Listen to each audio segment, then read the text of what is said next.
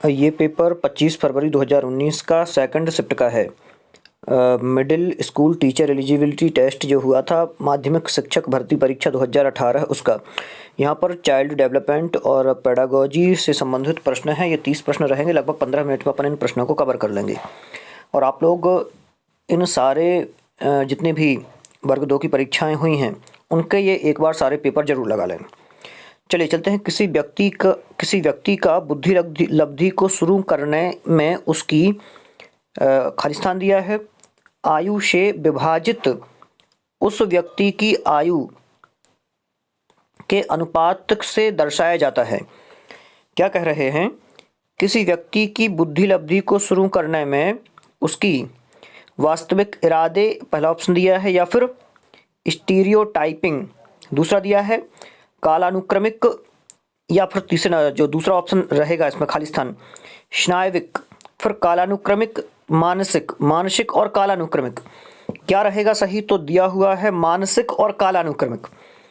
किसी व्यक्ति का बुद्धि लब्धि को शुरू करने में उसकी मानसिक आयु से विभाजित उस व्यक्ति की कालानुक्रमिक आयु के अनुपात से दर्शाया जाता है। दूसरे प्रश्न पर चलते हैं। दिया हुआ हृदय विकार के साथ कौन सी आनुवांशिक समस्या है? हृदय विकार के साथ कौन सी आनुवांशिक समस्या है? Turner syndrome, down syndrome, autism, या फिर ADHD। तो हृदय विकार से संबंधित जो समस्या बताई है वो कौन सी है? डाउन सिंड्रोम रहेगा सही। आगे चलते हैं। निम्नलिखित में से किस आयु को प्रारंभिक बचपन माना जाता है? तो प्रारंभिक बचपन पूछा है 7 से 11, जन्म से 2, 3 से 12, या फिर 2 से 6। तो किसे माना जाता है? 2 से 6 वर्ष की जो आयु है इस आयु को प्रारंभिक बचपन माना जाता है। आगे चलते हैं। वर्तमान में पहने जा रहे जूते की नई जोड़ी से जूते के काटने का दर्द इसका एक उदाहरण है। क्या कह रहे हैं? वर्तमान में पहने जा रहे जूते की नई जोड़ी से जूते के काटने का दर्द इसका एक उदाहरण है। दीर्घकाल स्मृति, प्रासंगिक स्मृति, तत्काल स्मृति, या संवेदना स्मृति। क्या है ये एक तत्काल स्मृति है। आगे चलते हैं। पारिस्थितिक प्रणाली सिद्धांत जो मूल रूप से उरी ब्रोफेन ब्रेनर द्वारा तैयार किया गया है 4 प्रकार से नेस्टेड पर्यावरण प्रणालियों को निर्दिष्ट करता है, जिन्हें भी कहा जाता है प्रभावशाली अवधारणा भी कहा जाता है, मानव विकास भी कहा जाता है, मानव परिस्थितिकी भी कहा जाता है, बौद्धिक विकास भी कहा जाता है। तो इसे क्या कहा जाता है? मानव पारिस्थितिकी भी कहा जाता है। तो मानव पारिस्थितिकी रहेगा सही। आगे चलते हैं।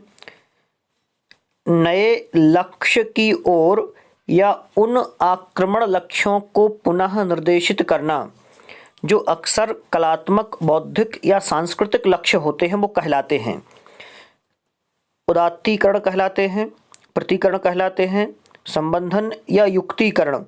तो क्या कहलाते हैं? उदात्तीकरण कहलाते हैं।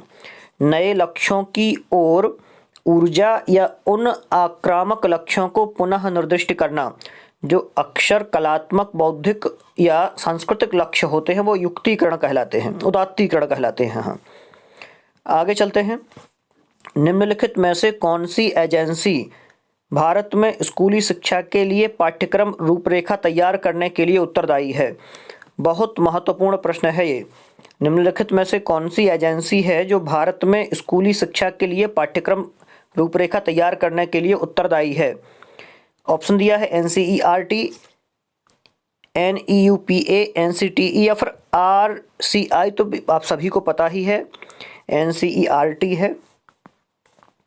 तत्परता का नियम अधिगम से पूर्व की आवश्यकता पर प्रभाव डालता है, अनुभव की आवश्यकता पर प्रभाव डालता है तत्परता का नियम, पुनर्वलन या अभ्यास, या फिर परिपक्वता। तो तत्परता का नियम अधिगम से पूर्व परिपक्वता की आवश्यकता पर प्रभाव डालता है। ये रहेगा सही। आगे चलते हैं।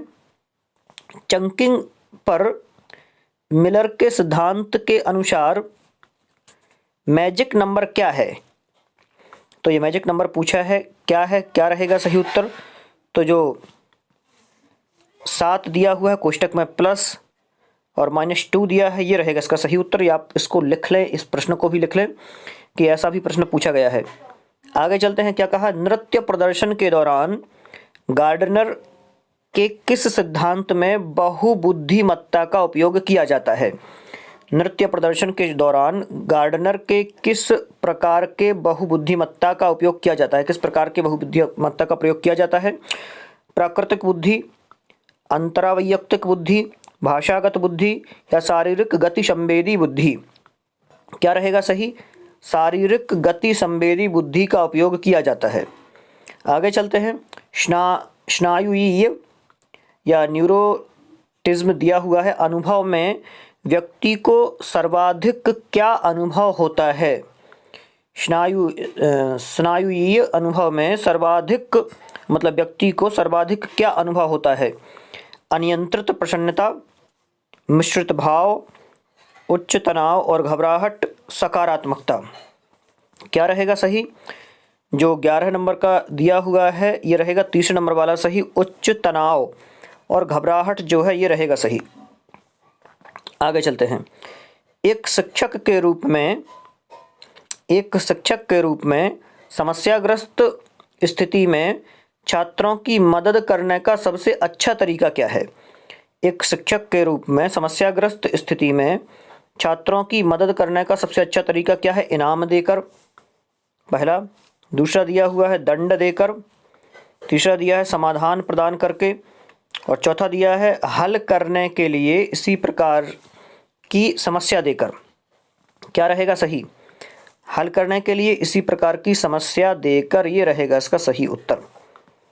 आगे चलते हैं, बच्चे तकरीबन इस आयु से सहकर्मी समूह प्रभाव का अनुभव करना शुरू कर देते हैं। क्या कह रहे हैं? बच्चे तकरीबन इस आयु से सहकर्मी समूह प्रभाव का अनुभव करना शुरू कर देते हैं। 5 वर्ष की आयु में, 4 वर्ष की आयु में, 3 वर्ष की आयु में या 6 वर्ष की आयु में? तो क्या रहेगा सही उत्तर? कितने वर्ष की आयु में? तो यहाँ पर जो 3 वर्ष की दिया हुआ है तीसरे नंबर पर, ये रहेगा इसका सही उत्तर, 3 वर्ष की आयु में। आगे चलते हैं, निम्नलिखित में से कौन सी चलन स्मृति की विशेषता नहीं है?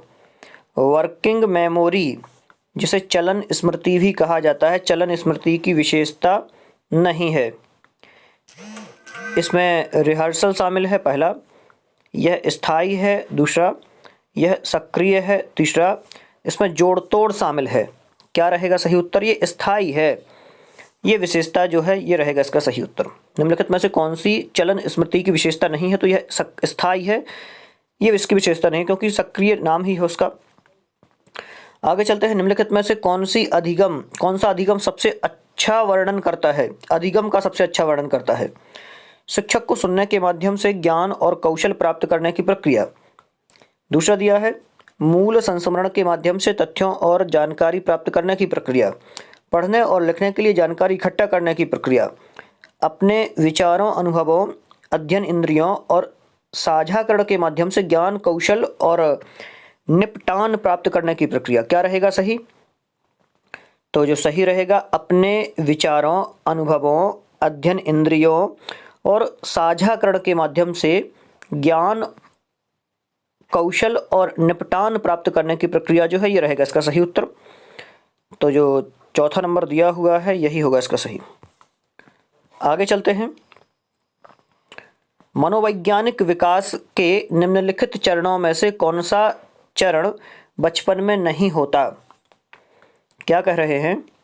मानसिक या फिर मनोवैज्ञानिक दिया हुआ है, मनोवैज्ञानिक विकास के निम्नलिखित चरणों में से कौन सा चरण बचपन में नहीं होता? स्वायत्तता बनाम शर्म, विश्वास बनाम अविश्वास, अंतरंगता बनाम अलगाव, पहल बनाम अपराध बोध। तो क्या रहेगा? अंतरंगता बनाम अलगाव जो है मनोवैज्ञानिक विकास के निम्नलिखित चरणों में से बचपन में नहीं होता। आगे चलते हैं, निम्नलिखित में से कौन सा विचार मूर्त रूप लेता है? कौन सा विचार मूर्त रूप लेता है? जब अनुभव के माध्यम से व्यक्ति सीखता है। कौन सा विचार मूर्त रूप लेता है? जब अनुभव के माध्यम से व्यक्ति सीखता है। सर्वव्यापकता, प्रकृति पोषण या नियमितवाद? तो क्या है सही? पोषण रहेगा इसका सही उत्तर।